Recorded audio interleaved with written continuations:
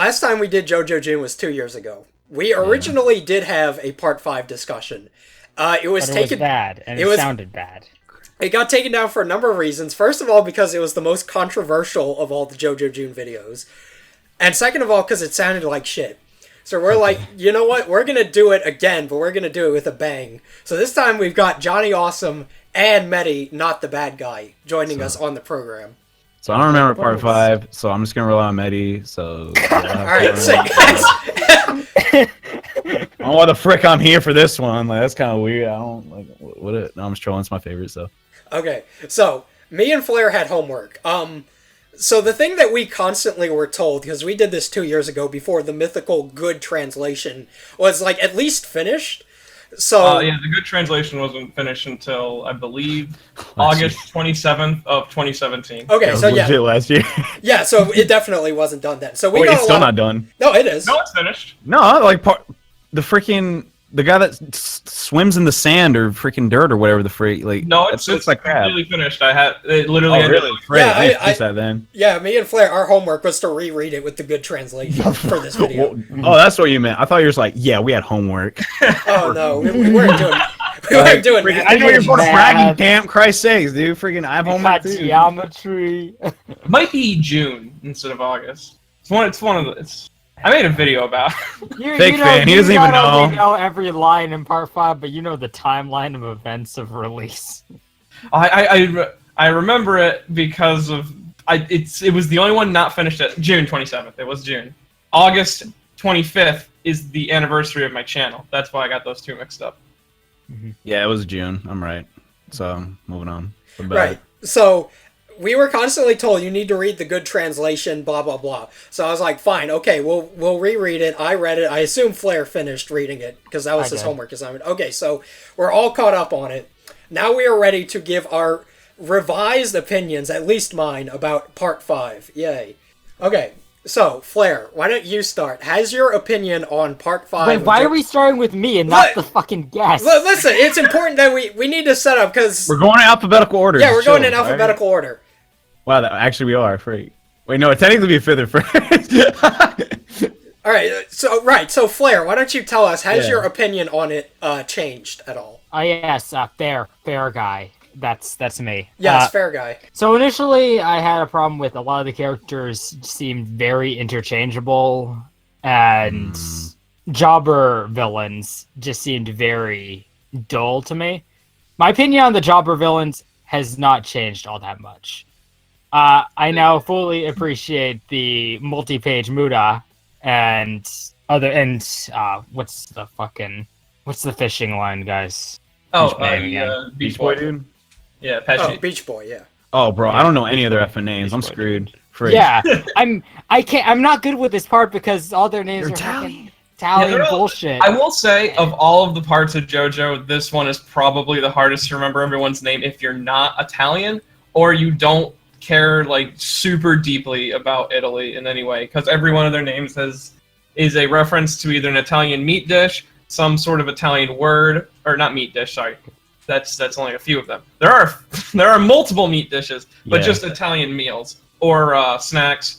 And what type of meal that they chose is actually kind of important to their character, but like the guy named Pizza, and he pizza. That's my bad. It's like how with Fugo and Bruno are both desserts, and yet they're the two who started up the Passion segment. They're also the two who get along the best, and how Fugo's name is a dessert that is followed by a fruit, and that's why he gets along with Narantia, and he doesn't get along with any other ones because mixed salad and a meat dish don't mix well with Fugo or with Panicato. Are you Iraqi? What the hell are you talking about? Dude, I know, right? Dude.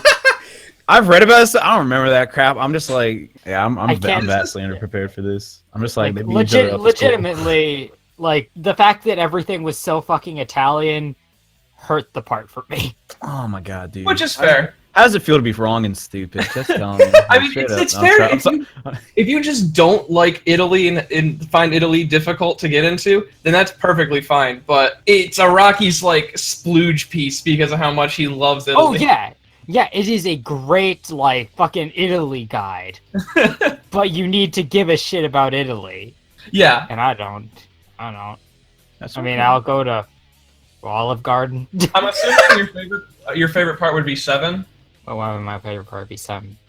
I don't know. Because I'm American. Because you like balls? I don't know. So like balls, American. It's probably the easiest to like really like. I like part 6 because I really like the prison setting. I'm sorry. I'm sorry.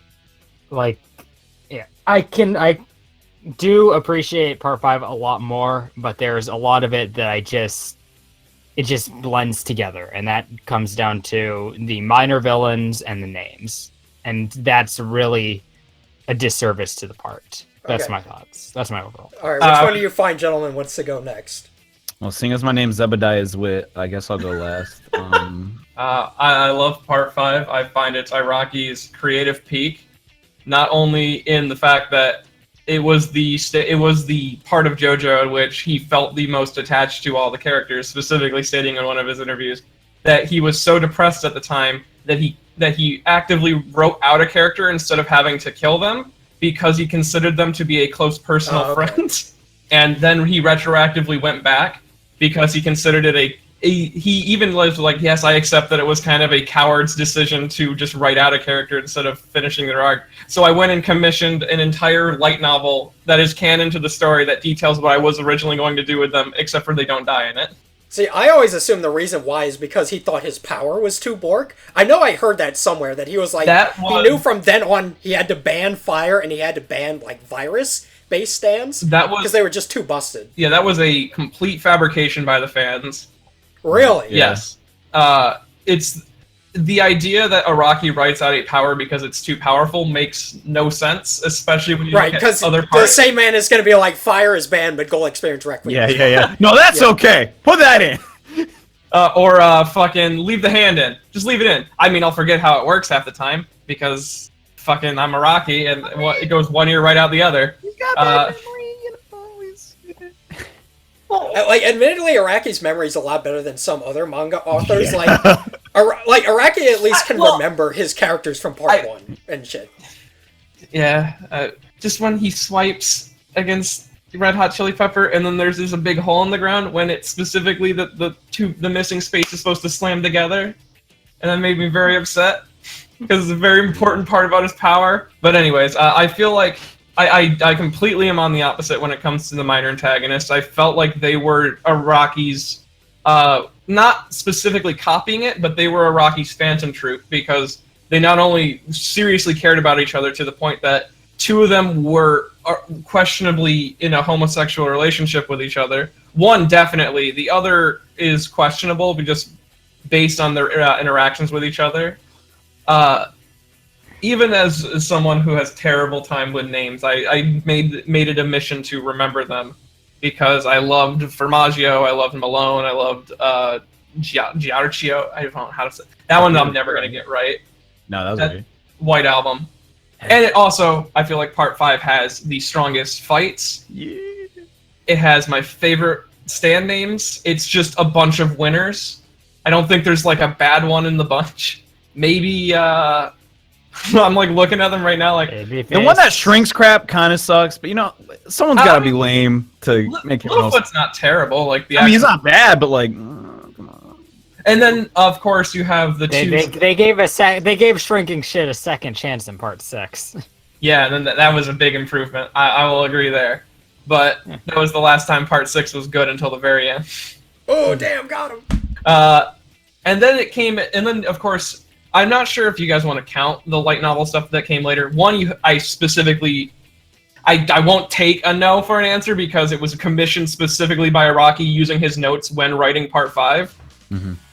But with Purple Haze feedback, I can see how someone might not want to consider that canon, but it's one of the best stories ever written for JoJo, and he did art for it, so I consider it canon. It is but canon. I consider the Passion L'Esquadra Assassin to be the best minor antagonist group for JoJo, mainly because their motive was strong. Everything they did was then later twisted on its head and shown to be kind of from a gooder perspective. I mean, they were doing it for seemingly wrong reasons.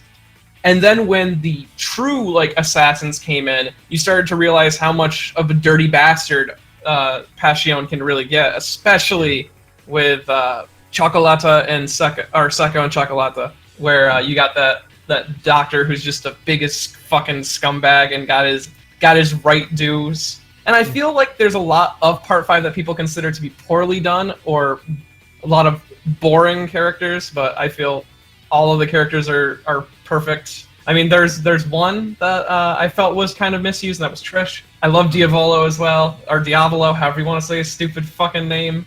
I've been saying it wrong for like... I like the panel where Polnareff is saying that these gangsters are going to save the world, and then I'm like, is Diavolo threatening the world? Probably. Very much so. What Requiem ends up actually being, he basically would have become a universe-level threat. But would he actually threaten the universe? Nah, he's probably too lazy.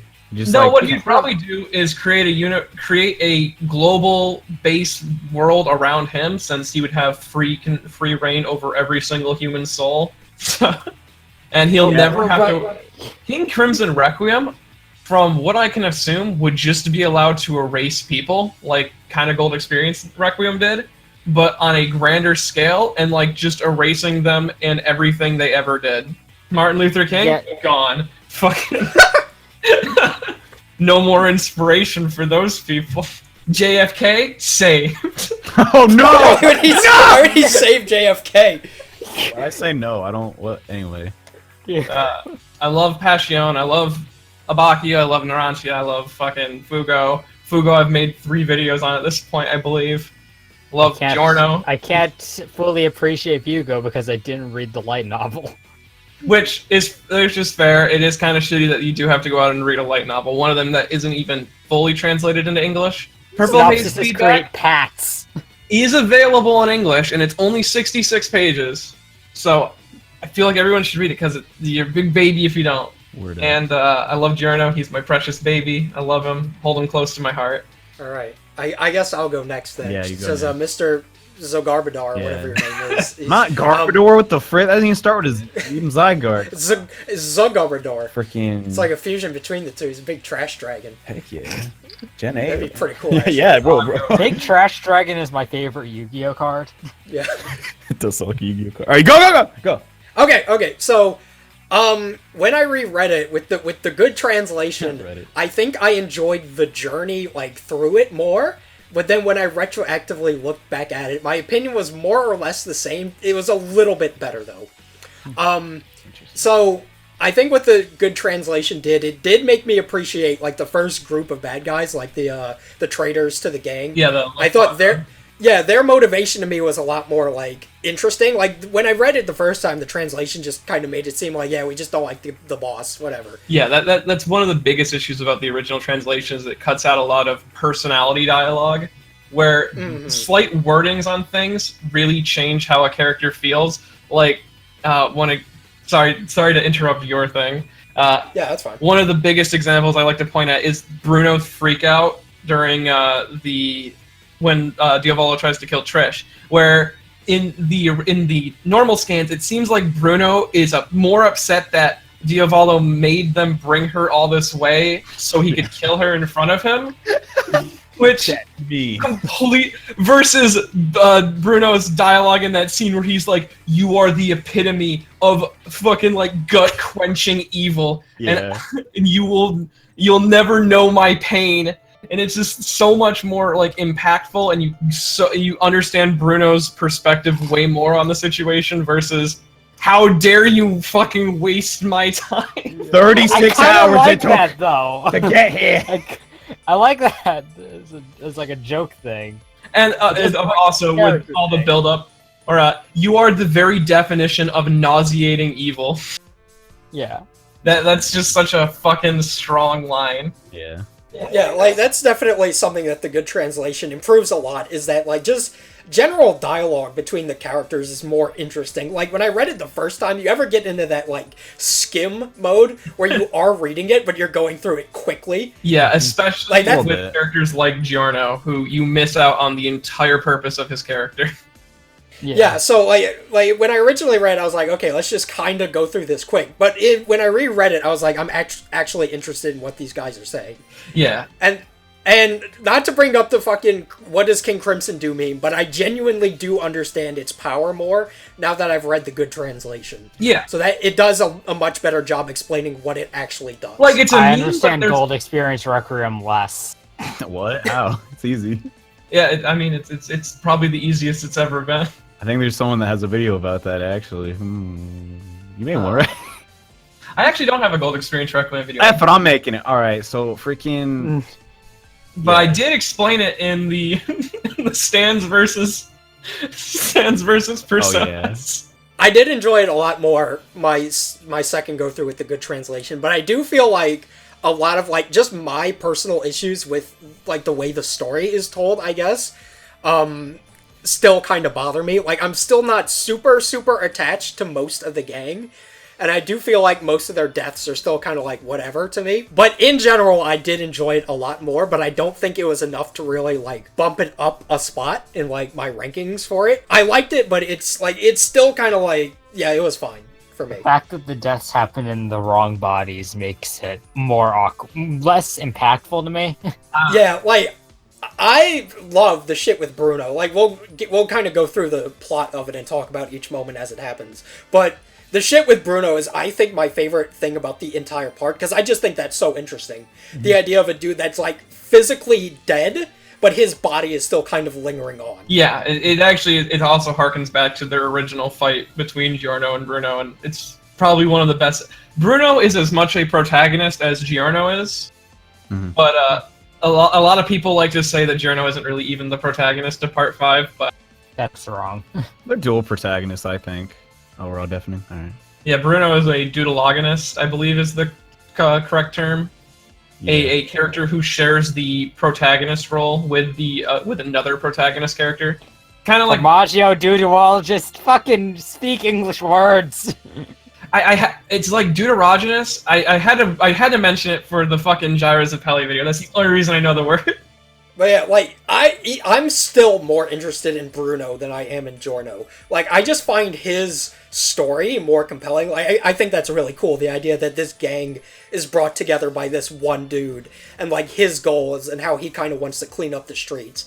And I've always felt like Giorno has the same goal, but I've always felt like it's Bruno's group. Well, the reason that Giorno is as important to the story as Bruno is because Giorno, using his father's charisma that he has, is the one who is able to finally convince Bruno to be the man that he has been to literally all of Passion. Where Bruno has been the guy who inspired Narantia to get into school and like finish and go through it and actually join the gang. He's the one who brought Fugo out of his rough spot. The one who stood up for Misto when the entire system was against him. The man who gave a cop who took dirty money an actual job is now inspired by this one person who has such a passion for what he's doing, because passion, which is a big deal for the part to have the entire group named Passion, because every character is passionate about something in one specific way, and I love them all. Whoa. That was a really strong thing going on. And what Giorno is to the group is what Bruno is, or what Giorno is to Bruno is what Bruno is to the group. And it allows Giorno to kind of come to his own and start to realize like what his dream actually is, because he definitely bites more than he can chew at first. But we'll get into that when we're talking about the story. How great wasn't this Fither's turn? Yeah. Was it? I don't know. We lose track of Sorry, you get me going on part 5 and I can talk for hours. I pretty much said my piece. So, John, all right, boy, piss off. All right, so this is why part 5 is the single best JoJo part ever. It is part 3, but more competent. Y'all, okay, so let's just take it back. If you hate part 5, here's the thing: you're a little baby boy. You're going to elementary school. You're still wearing diapers. You're using a sippy cup. You suck. You got to look at things from a bigger picture. You ever heard that song, "The Boys Are Back in Town"? That is what part 5 is all about. It's just a bunch of dudes being dudes, and like you gotta take a step back and realize that I'm making this up as I go. But no, seriously, like this is, like Medi said, the epitome of Araki's creativity. It's just non-stop climate. No, that's not that. Don't put that in. Like it's just good, like consistently. That is the thing that impresses me the most about this part. Like, you don't understand. Like, obviously you do because you know about manga and crap, but like making something that is continually interesting, continually like impressive, and like not even just visually, but all these unique scenarios. Like, okay, it's a little bit of part 3, but it's a journey. Whatever, they're not gonna sit around just the same old town. They're gonna go to stinking the pyramids. Yeah, but where part 3 happens over 30 days. Part 7 or part 5 happens like a weekend, 5. Dude. Yeah, like 5 days. There's no pyramids in Italy, but anyway, freaking. And just like honestly, you anime only watchers, you should get excited because your kids are gonna love part 5 anime. Like you won't, like your kids will. You'll be dead, but like, bro, like Beach Boys, Metallica. I don't remember the Stan user's name. Screw them. The freaking like. That was that's Pesci and oh god damn it. Pesci, Carne, Risotto. Yeah, Risotto. Yeah, Risotto, Nero. That's it. I should have said Nero. Yeah, White Album, freaking the fat guy. I don't care his name. Freaking. That's too many characters. Man in the mirror. These are just like the best JoJo part, like fights. Like you can't, if you love action, and I mean I do, I guess, a little bit. Like this is just the part. Like it's a shame it's taken this long to be animated. Like. A lot of people are like, oh, it's not good. They all look like girls. Who gives a crud, dude? Like, the crud that they're doing is legit. Legit. Dang, I have a way with words. Holy crud. But, yeah, man, you should become a poet. I is. No, but, like, just, man, like, everything I think about Part 5 is always in a positive light. I've read all of JoJo. Part 6 sucks butt. I'm sorry. Oh damn, we got some part 6 haters. I mean, we'll save the stinking. Is that just the trend? Is that people that like part 5 don't like part 6? No, it's just like I'm not asking to be an asshole. I'm genuinely curious. The trend is people who enjoy good writing don't like bad writing. Yeah, that's usually how it goes. Like, I'm sorry, I don't want to read a whole like story about a guy's feng shui bullcrap. This guy's got fishing pole. All right, that's sick. Like, it's a lot more easy to understand, and I think that lends itself better to manga. There isn't an entire chapter of someone explaining their power and like having to use visual aids instead of part 5. They'll show you their power and then there'll be a small description about it. Yeah, and it's like Metallica's cool. All right, that's all you need to know. It's like, all right, fair enough, dude. But I don't know where the crud I'm going. Just screw you if you don't like part 5. I'll actually fight you at PAX. Meet me there. I'll actually fight you too. I'll fight anybody. I almost dropped hands with the guy dressed up as Poco Loco. Frig. Yeah, he's like, I was bringing up part 6. I was like, yeah, part 6 is kind of trash. And he goes, yeah, not bad as Vento. And I'm like, you want to go? Fucking fight you. Violence isn't the Malone, answer. though. Violence is bad. Malone is good, though. I mean, he's probably the weakest of the fights in part 5. Because I find Babyface is probably the least memorable of them. But he still is a driving motivation for one of the best fights in part 5 and in JoJo with the White Album. So it's fine.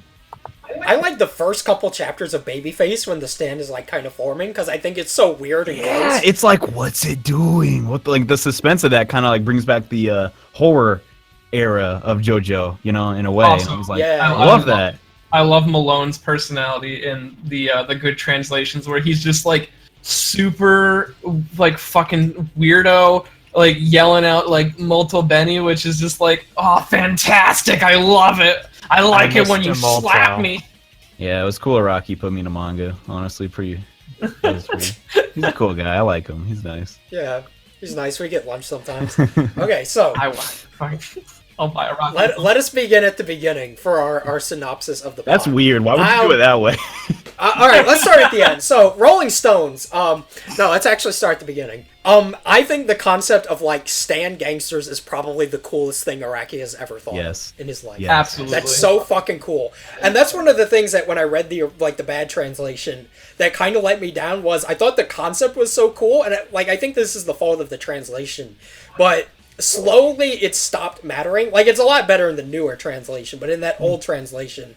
It just kind of turned into, like, for me, part 3, but less interesting. So I'm glad, like, this translation maintains a lot more of that, like, that gang aspect that's happening. Yeah, they actually pay or a lot of the members, even of the Diavolo's personal assassin squad, have deep bonds with each other. Like, Seko and Chocolata are very closely connected to the point that Seko after Chocolata is defeated, refuses to negotiate. He didn't need to keep fighting, but because his master best friend was defeated. Boy toy. Yeah, His boy toy. Boy toy was defeated. He had to keep doing. Or the beauty that is fucking Squello or Tiziano and Squello and Tiziano, where fucking Tiziano will literally take bullets for his bro and like make it so that Clash has blood to use as a source. Yeah, that was so cool. The true connection you felt from a lot of the teams in Part 5, I felt were strong. Yeah, that's something nice, that was cool. Double battles. Yeah.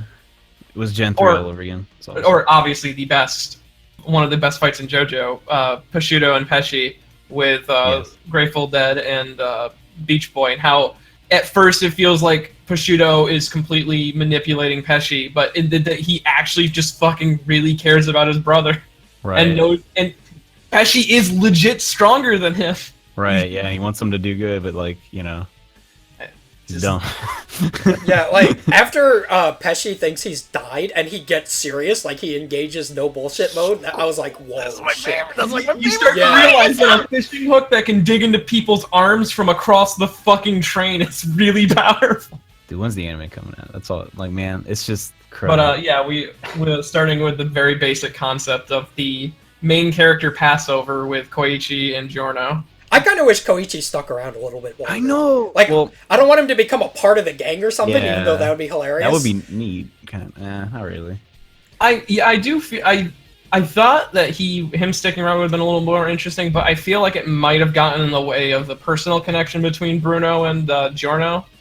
So I like that Giorno did have some outside things that Koichi wasn't really paying attention to, and it led to probably the greatest chapter in JoJo ever written, chapter 443. Buscialetti is coming, or Busciaretti, excuse me. Is that the one where he licks him? Yes, that's the one where not only does it start the chapter with Koichi being like, he's a stand user, and stand users attract other stand users, and then immediately cut to Giorno on the bus with Busciaretti, who is consistently asking him questions that make Giorno more and more uncomfortable until he brings up, like, if you're lying, I can tell. I can get a better tell if I taste the sweat on your face. And then he leaves. Giorno sees the thing that makes him sweat, and then the payoff for that thing he just brought up, he licks his face, and it's just like the best fucking ending to a chapter. It's literally probably pinnacle JoJo right there. I'm probably gonna make a video just going through panel by panel why this is the perfect JoJo chapter. Also, the last appearance of Jotaro, I believe, in Part 5. Yeah, like, that was a complaint that I heard a lot, like, a couple of years ago. This has kind of dissipated, was that Part 5 doesn't have a lot to do with any of the previous parts. So what? Yeah, like, I can understand, because, like, JoJo is an ongoing story. Yeah. But, so I can understand wanting to be like, okay, I want some resolutions to this and that, but there's stuff like the arrows and Polnareff, you get to see what happens with him. Yeah, like, Polnareff Koichi shows up for a little bit. A strong connection to the plot. And also, the special arrow, the Requiem arrow, the Beetle arrow, is a major component of this part and the next. More so than anything Cars ever did in Part 2. Exactly. I feel like Part 2 is the most unnecessary Part 2 burn. Hey, I'm just saying, a lot of people compare 5 and 2 and say that they're the most skippable parts. I feel like Part 2 is legit skippable, where Part 5 is not. Oh, I don't know about that. Like, I do not believe in the philosophy of skip parts at all. What I'm saying when I say Gun that... your head, you have to? I'm not saying to do it, mode. but you lose almost literally nothing from skipping Part 2. That's true. Besides the big lie that Joseph told his entire family, that he defeated things that no one can actually prove existed, and at all. Granted, why are you friends with a Nazi? Different times, law. They weren't all bad. And if I'm gonna be honest, I think Passion probably has the coolest group of stand users, or coolest group of stands, like just power-wise. I don't think any fucking Brojo's stand like. People will say that Bruno is not the Brojo, so I'll also say that Sex Pistols is fucking really cool. But I think Sticky Fingers is probably one of the most unique concepts for a stand. I love it. It's amazing. Yeah. I like the part when he hides, like, Pulpo's treasure in a fucking urinal. That's great. or just the idea of taking a non-stand user into this world of stand torture interrogation. Like, can you imagine the perspective of someone who can't perceive stands or see the zippers at all? And they're just torn to pieces and they don't know how. Like, and they're not dead either. It's just like, they're all right. If they rat quicker, then Bruno will fucking put their head back on. Something I really like about it too is how it's just like, I mean, clearly there's a good guy, bad guy, because we know, but like the whole thing is like all about perspective with the two conflicts of the two halves of the gang, and you know, since the whole thing is just about like, it's more or less just a war of ideals and like different principles, and it's so cool to see, like, not necessarily morally gray. I mean, yeah, they're a little morally gray. I don't know, whatever. But like that to me is just super refreshing, because part 4, Josuke is a little hammy sometimes. I mean, I love him to death, but like, you know, he's kind of a goody two shoes mama boy, and to see like Giorno just do kind of messed up stuff sometimes, like that's a lot more interesting. I think a lot of fans of JoJo don't like appreciate that enough. Like, to think about it from Araki's perspective, he's making heroes for like these, you know, morally good protagonists most of the time. Jotaro's kind of but for him to do that is like, I don't know, that's kind of unique. I can't think of too many manga that do that. There's one manga where like some girl in like female wrestling, that one's cool, but outside of that, they're not the best guys, but they're not the bad guy either. That's what I'm trying. Dang. Hey. The one thing I've always liked about Giorno's character is that he over glorifies a specific trade to a point of glorification and ignoring all their bad aspects and emulating them. Because they're literally the only people who ever gave him like the time of day in his entire life. And that mixed with him being this fake it till you make it type of character, I loved. Because a lot of the time he's literally just, him being 15 is never brought up really plot wise, and he's way too fucking delicious to look at to be actually 15. Or else whoa, what's up? Settle down. What? What's going on? Is that the cops? Oh, nothing. It's just call the FBI. Oh, nothing. Yeah. But the fact that Giorno himself is playing this like role of a tough, no nonsense gangster, while deep down inside being a very scared fucking child. That's especially true in still cracks. Dude, yeah, I can super relate to that so hard, because I haven't even read this chapter and I'm faking it until I make it, dude. Like, I'm hoping no one finds out. Like, it's going good so far. I'm on the wiki, well, like, you know, and like the coolest part is when we see past that veil of Giorno's perceived cool, calm-headedness, like with the fight against White Album, where he begins to actually panic, and it super hinders the entire fight. Yeah. Because Mista has to be the brains of the operation, and he's like, "No, Giorno, just pay attention. Like, turn the hood into grass, and I'll use the grass as a skateboard. Like, you gotta be on your toes, or else you're gonna fucking die. This is a real fight." Giorno's like, wait, hold on. Grass, like, skate, what? Because up to that point, Giorno had been treating everything sort of like a game. Like, the way he defeats Aluzio is the biggest fucking...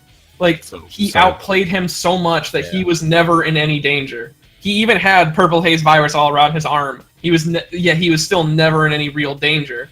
Because he always had the, what's it called? Vaccine created. Literally from the get-go. Yeah, he was good. Like, versus White Album, who is completely nullifying literally everything he's ever done. And because with when it freezes Gold Experience's hands, Giorno has run out of options at that point and begins to panic. And then he learns to like improvise. He breaks his own fucking arm, which is the coolest shit ever, and uses it to give away the position of White Album. And he learns to be the guiding light for his crew, even when he doesn't feel like he can be. To like fake it as hard as you can until you die, basically. Die faking it. White Album's great. Yeah, White Album's great, and then you get Big, Notorious B.I.G., where you actually get another glimpse into Giorno's mindset when the notes start appearing around the plane, and then it cuts to it's a fucking mutated Giorno's hand writing out his mental thoughts and how he's like, I'm scared, I want to go home, I just want to eat my favorite food, I just want to do this, and then it's just like, oh man, Giorno, you need a hug? So young.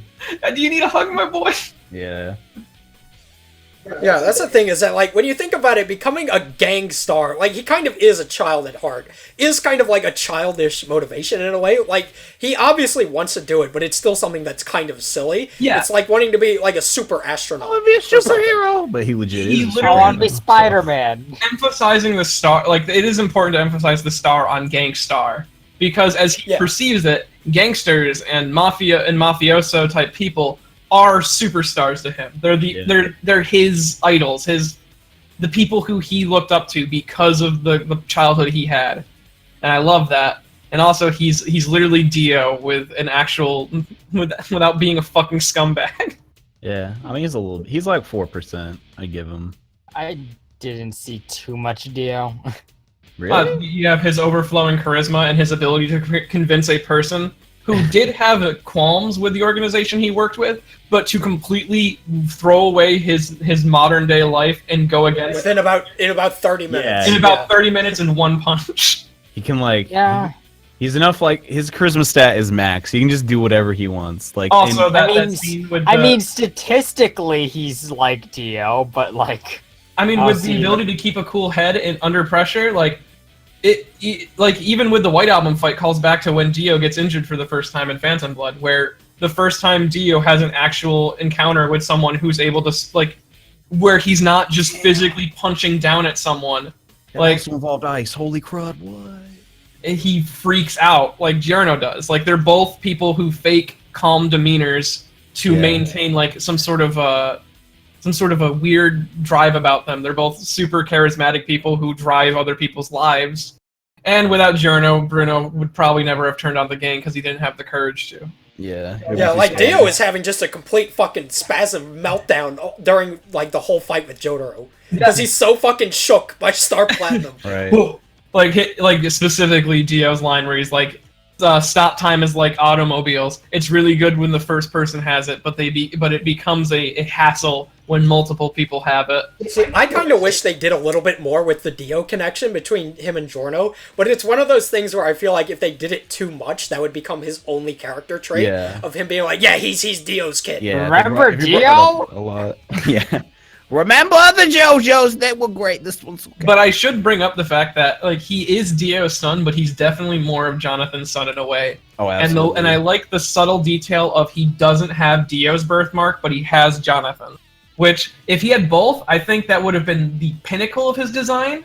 But I like that to show that he is definitely a Dio with Jonathan's perspective, or Jonathan's kindness, then he only has the Joestar birthmark. Because Dio has 3 dots on his ear, if you don't know what I was talking about with Dio's birthmark. Oh, baby, I knew. Don't sweat it, dude. But as we move up through the gang, I think we can introduce my favorite cast. What are you guys? I know talking about again. Y'all space out. Freak. All right, let's talk about Bruno. F it. All right, let's talk about Bruno. All right, you go first. Fither Christ. Freaking. All right, sure, I would love to. Bruno is probably my favorite character. Yeah, Pulpo rocks, dude. I agree. Freaking. Yeah, I love Pulpo. He's so fucking thick and juicy. Damn. Pulpo is so fucking weird. He's the weirdest thing in JoJo, in my opinion. Can we just talk about Pulpo real quick? Like, he's got mushroom hair. Like, hold up. How do you... Motherfucker looks like Jabba the Hutt. Dude. He looks like Jabba the Hutt. He eats a table. He becomes a bed. And none of this has to do with his stand power. And everyone's just like, you know what? That's just how it be, though. He eating that bed. Like, whatever. There has been people who theorize because of his overall design and weird nature that he is an alien. Like, Wait, hold up. So is he from the same species as fucking Earth, Wind, and Fire guy? Yeah, that's what people assume. Because Earth, Wind, and Fire can become literally any object. He can become any object. They both have a weird, like, aspect to them where Pulpo is wearing this weird fucking Magneto-esque helmet, or that's just his hair. Either way, it's fucking odd. His stand works really weird, and it's a very interesting concept. Yeah. And there's part of me who wants to believe that's kind of what Araki was going for, but until we get the part 5 Jojoniums where he goes into immense detail on why this fat ass can become a bed. He goes into immense detail about Pulpo. I wouldn't be surprised. I hope. Christ, I've been on my Pulpo LN. I hope there's a Pulpo cover because he's a major aspect of the entering the gang arc, and Yeah. Black Sabbath is a very important stand for Passion in general. Right. So here's a question for you. Okay, so Diavolo wants those arrows really bad, right? Okay, he doesn't want the arrows until he only wants the Requiem arrow. I should mention that. He doesn't care about the rest because they're all baby arrows, and he sold them for shitloads of money so he could become the leader of Passion. But he kept one because he's like, well, if I become the leader of Passion, I can create elite guards that literally no gang can fight. See, I want to know what Diavolo's thinking was when he was like, I only need the shittiest arrow. Let me sell the good ones. For him, he didn't know that there was a good one. Because, like a lot of people assume, all the arrows work the same. It's just like, oh, this one's just designed differently. Yeah. Which makes sense from his perspective, right? See, I think that's so fucking funny that, like, it shows how much fate is actually fucking over Diavolo in every way possible, yet he believes that he is the fucking leader of fate. He's the guy who is completely in control of everything, and that's like that's how he has to be, but he keeps everything is fucking his day up in every way possible. Yeah, see, that's something I like a lot about the way Araki writes. I have a video about this going up on, like, Monday, I think, or whenever. But it's, like, Araki doesn't like to play it by the books. He likes to kind of fuck with you. Yeah. And, like, humanize his villains a lot and just his characters in general. Yeah. Like, Kira gets run over by a fucking ambulance. Can you imagine if, like, Vegeta got run over by an ambulance and died? How funny that would be. Like, Diavolo's entire plight is caused by the fact that he made a dumb error. And sold those arrows. Yeah. He's a child of fate, you know, he can know no wrong, but... Yeah. And Diavolo's like one of my favorites. I love him in general, but... Oopsie doopsie, I made a poopsie whoopsie. Uh-oh, we made a little fuckle boingo. We sold the Requiem arrow. Yeah. And then to turn around and be like, I can do no wrong. Like... That's the best part about him, is... There's also the aspect... There's also the aspect about the fact that Diavolo is written specifically to be the antithesis to Kira, who is a serial killer with a secret life who we know literally everything about, versus Diavolo, who is a public murderer because he's the leader of a fucking gang who we know literally nothing about. Yeah. Like, even his backstory is fucked up, that he's the virgin child of a 2-year-long pregnancy. It's so crazy. I think that's a really cool, like, just... So it's an interesting antithesis, and then you have the fact that no matter what he does, he always did it in the correctest way possible. He's never fucked up once in his life. He's only been playing the long con. Dude, exactly. I just messed up on purpose so I could, like, succeed later. Like, what? Like, I was only pretending to be retarded by selling the arrows. The only time he's ever admitted to doing something wrong is when his own daughter called him a massive pussy, and he goes, "You're right, child. Because I was such a massive pussy, I now got insulted by my own daughter, which drove me to go back. Fate plays in my hand yet again." Yeah, Bruno rocks, dude. Like, yeah, I love Bruno. That was a great Bruno chat. God, I have nothing to attribute. I read this crap 2 years ago, and I'm just like, man, it's just listening to you guys talk about it, I'm like, yes, I also enjoyed that. But Bruno is one of the better characters because I love the aspect that a lot of people like to make fun of the drugs joke, where Giorno's like, drugs. That's the biggest problem with Passion, and like, why would Bruno go along with this? And then you find out later that his life was literally destroyed by the Passion drug trade.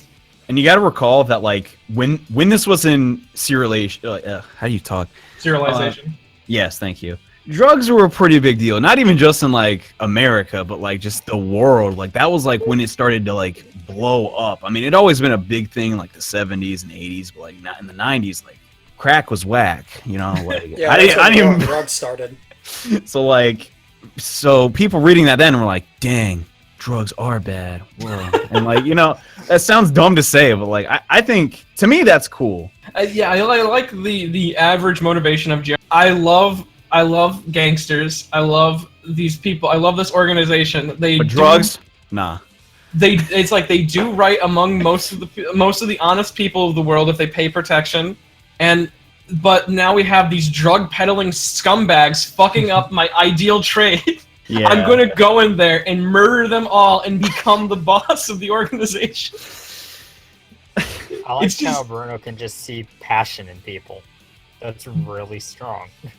Yeah, I love that aspect of him too. There was that one time that he said something really whack, and I don't know if it was just Iraqi's homophobia or xenophobia creeping in there, There's that one time where Mista was going to jail, and Bruno goes, "Oh no! If he goes to jail, he'll kill a thug or a homosexual man." And I'm just like, "Whoa!" I think I was just like, well, statistically, both are possible. Yeah, that's kind of weird. I don't know why. I remember that too, and I was like, okay. Okay, Bruno. All right. Not very progressive, you, but you know, we're all learning. As long as you're sticking out for the game, man. I love when we the introduction to the other members of Passion were great. Or they're just fucking fighting. And the scene with P, dude, classic. God, I gotta stop talking about P on this podcast. People are gonna be like, anyway. That was pretty. Giorno smugly drinking piss. Don't mind if I do. Well, this guy's weird.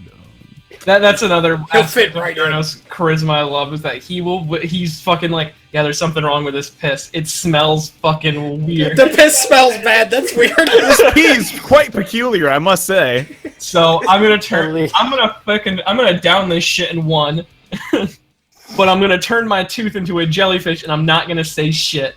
And then when his tooth turned back and all the piss poured in his mouth, he spit it out. Oh man, fucking, I love that introduction scene. I love Fugo and Narantius play off each other. I love how you kind of get an aspect of everyone's personality in that little scene. It's great. Yeah, it's really well done. Fuck anyone who calls Narantia a trap. I hate that shit. That meme needs to die. He's designed to look like a child, you monsters. Why is Giorno designed to look like a child? Because he's not a child at mind. Like, we're talking about Narantia, who is older than about half of the people there, and needs to remind people of it constantly, like a child. Like, I'm a year older than you. I'm fucking a month older than you, so I'm right. Which is what Narantia does constantly. His stand is literally a toy airplane. Yeah, it's so funny. He has over-exaggerated childlike features, and he's constantly hanging off the coattails of his big gang mom, aka Bruno. Like, he's just... Narantia's great. I love Narantia. And then Mista with his weird Chinese philosophy in his age and his Italian culture, and how he kind of looks like what's his name? Part 4 Kira. The body swap that he does. They have the same eyes. Which is actually important to a design later on, because his eyes are very close to Diavolo's eyes. And that when they make the subtle change in Mista's eyes during that arc, it's not as noticeable, but if you pay close attention to detail, you'll notice that Mista has the Diavolo eyes, so you know who Diavolo is in the... Yeah, dang. There's so much in this part that it feels like it was a Rocky just going, I love this, I love this, I love this. It was just a buffet. We were getting all our favorite food, and it was great, man. That's like... People just won't read it. Giorno doesn't look hello Jotaro. I don't like it's such a shame because there's so many unique ideas and just like, man, gangsters are cool, dude. Don't do drugs, guys. Sometimes too unique. Yeah, I guess. There is a lot of Araki just going a little too deep in some aspects. Like the cool, like I bet a lot of people don't even realize that the reason that Grateful Dead and Beach Boys are teamed up is because they do have a dual album together, which blew my fucking mind when I found that shit out. And they actually played some pretty good songs together. See, even after I've reread it, I'm still not super attached to most of the gang. Like, part of the reason why I think that is because I've never been a big fan of, like, flashbacks. And Part 5 does rely a lot on flashbacks to like set up the characters. Yeah. I mean, it's one of the core themes of the part where it's about taking life's shit hand and not making up excuses to complain about it. Like, just let the cards fall as they do, and you live as you do. Like that's one of the major aspects of Part 5, and it's one of the reasons why Diavolo's the villain. Someone who refuses to accept his place in the world and will actively fight against fate, versus the Passion buddies, the Passion boys, who were all dealt a massively shit hand, and because of how they worked together and how the people that they met, they just kind of accepted life as it was, and it turned out better for them in the end. And like Giorno's line of, they may be dead, but their memories will never be forgotten at the end, shows like just... where Diavolo will never die, but he'll never be remembered, is the perfect antithesis of the entire... Or not, that's not an antithesis. What's it called? perfect thesis of the part itself. The reverse of an antithesis. What is that? No, it's not. Well, yeah, it is a thesis. I got you, dude. Don't sweat it. But yeah, like, even at, like, the new translation does make it a lot better. I do care more about them, but even still, like, as the part ends, like, Narancia's gone, Abbacchio's gone, Bruno's gone. I care about Bruno. Fuck it, I feel almost nothing at, like, Narancia and Abbacchio being gone. Like, Abbacchio's death chapters I thought were a lot better now that I've read them again. Fucking shit if I remember, like, anything about Narancia, really. Same here, but, like, I think that's okay. Narancia is supposed to be kind of like an innocent death, where he died because he was, one, way fucking too counter to Diavolo's plans, because then he would detect the double breath with it. Because, like, that was something he was freaking out about, like, oh no, he can fucking tell who I am. I gotta take him out instantly. And if I take him... that's something that I kind of like about Diavolo, is that he kills people based on priority. Like, he obviously goes for Abbacchio first, because he can cause him a lot of problems. And then he goes for Mista because of his fucking, like, oxygen sensor or whatever. You mean... So I think that's cool. Yeah, Narancia. And that also, in that turn, taking out Giorno's body so he has nothing to return to when the effect is reversed, effectively killing Giorno as well.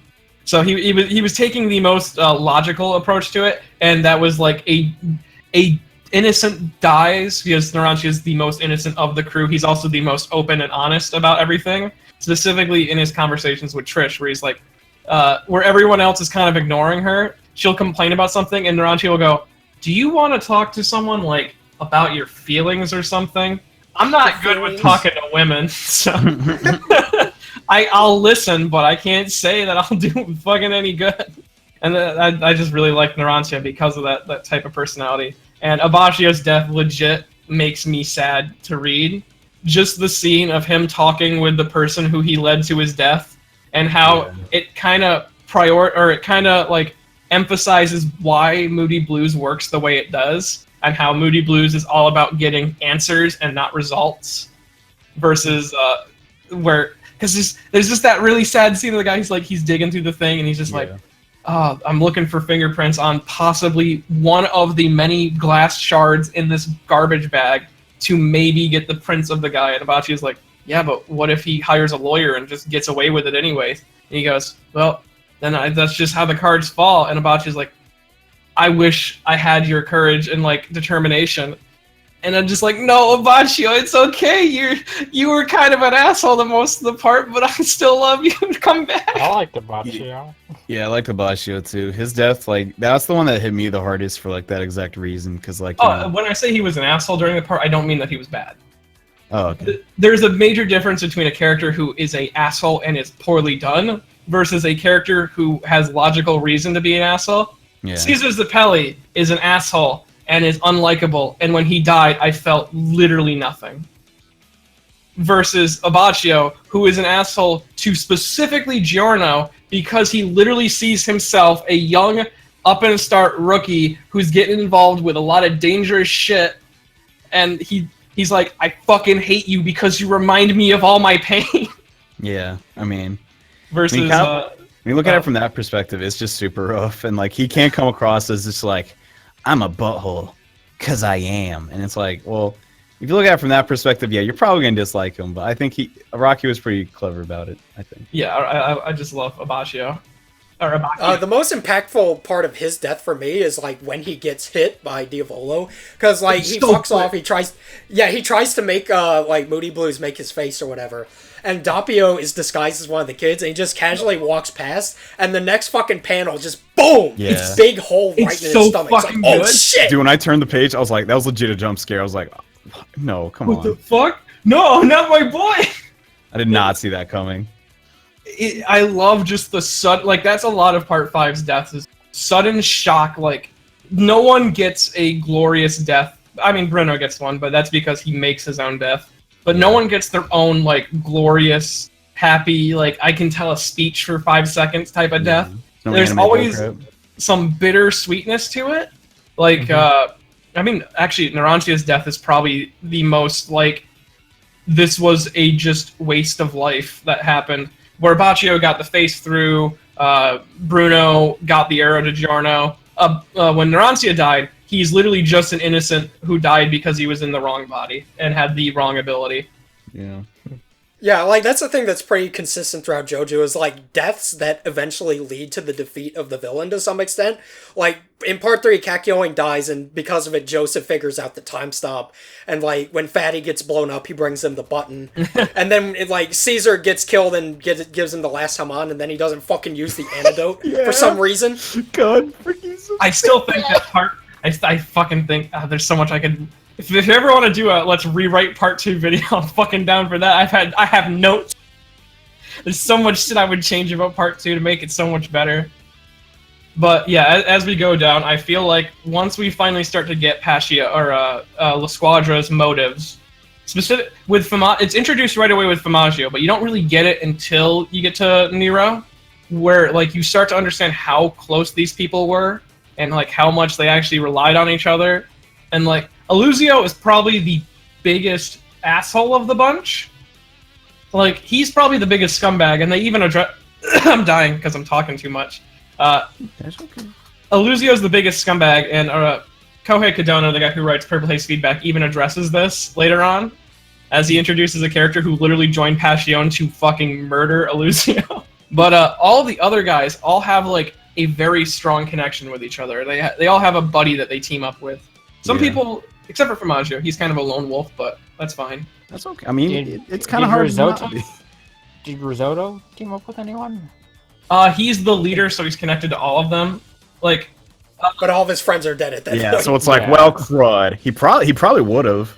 Yeah, I mean, like, he literally was like, all right, guys, so Diavolo's fucking us. So, Sorbet and, what's his... Something in sorbet. I can't remember the one person's name. Scully. Lasagna? Fucking... It's not Mario.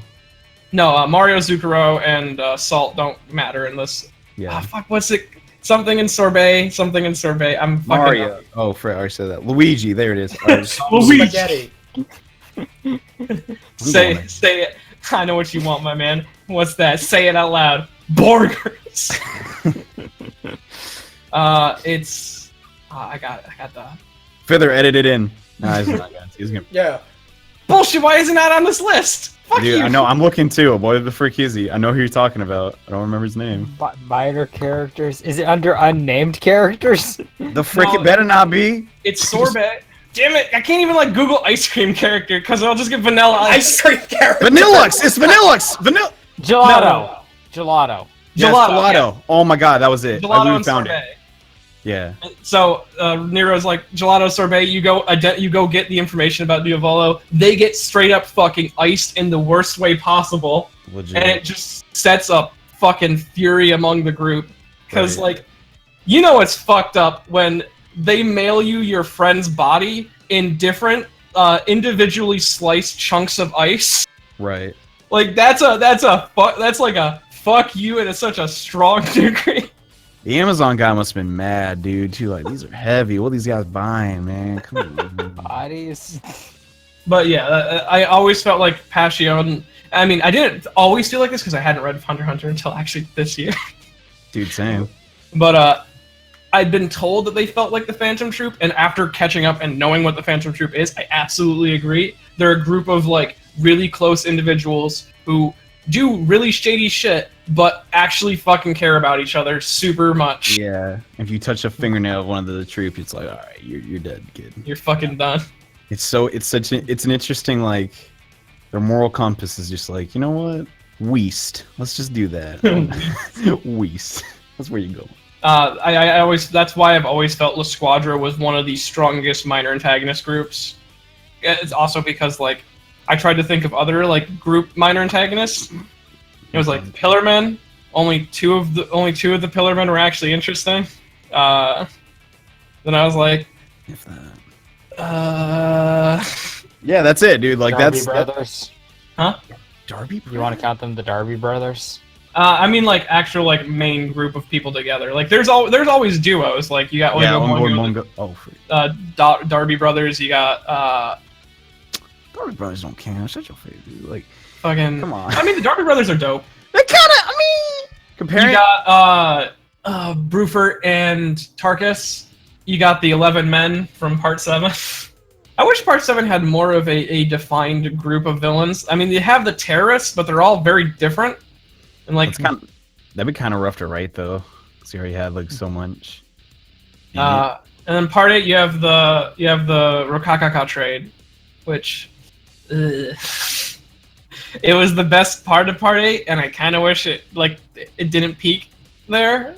So yeah, I really like Passion's definitely entire set of villains. Especially since at the end, by the midway or 3/5 point, the Passion gang become the La Squadra gang in a way, almost like completely mirroring a lot of their personality traits. With like the dead inside leader, you got his point man, you got Mista, who is absolutely the fucking White Album equivalent of their group. Yeah, I can see that. Wow, there's like so many like interesting parallels there. Yeah. You got the innocent who dies with Narantia and Sorbet and no, I forgot his name again. Oh my god! All right, I got it. Never mind. Don't worry about it. Before was Gelada. Gelato. Is it gelata or gelato? It's gelada. Gelatix. Gelato Beach from Sunshine, dude. fuck Italy. My superpower is derailing this podcast. By the way, I just hope y'all realize that. I apologize in advance. I'm gonna keep doing it. I don't know why. This has just kind of been a fucking splooges over. I'm loving this, dude. I love your videos. I'm just sitting there wasn't Why is Jotaro even listed on the page? Because he calls Kokichi, dude. He calls Koichi. I just call him Kokichi. Free. Kokichi. He's like, hey, did you run those errands? He's like, what? And he's like, all right, just hangs up. That's Jotaro. He's in part 5, dude. Get excited, y'all. That's gonna be like the best thing for the anime. Like, they're gonna be expecting Jotaro to be a major character because he appears at the beginning. No, he's gonna be in the opening, and he's gonna be like the primary focus in the opening, and he literally answers the phone. That's all he does. Yo, Koichi, did you get that shit done? No, sorry, fam. I got all my money stolen. Well, that's fine. I'll wire you some money. You good? You good? Head on home. I love the fucking, like, the errand he sends him on. He's like, yeah, so I killed a vampire many years ago in the 80s. I need you to get a sample of his son's DNA. Like, Koichi's like, all right. Can someone else do this? No. I want to make sure that you. it's him. I want to make sure that it's actually his son. And also, I need to make sure he's a Stan user. Oh, he's a Stan user?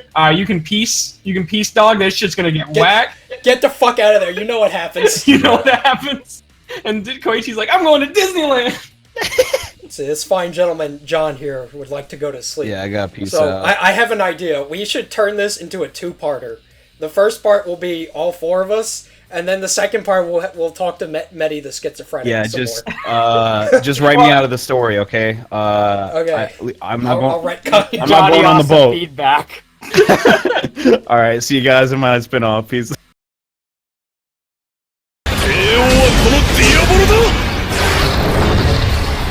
お前がたった今目撃し、そして触れたものは未来のお前自身だ。終わらせてやろう。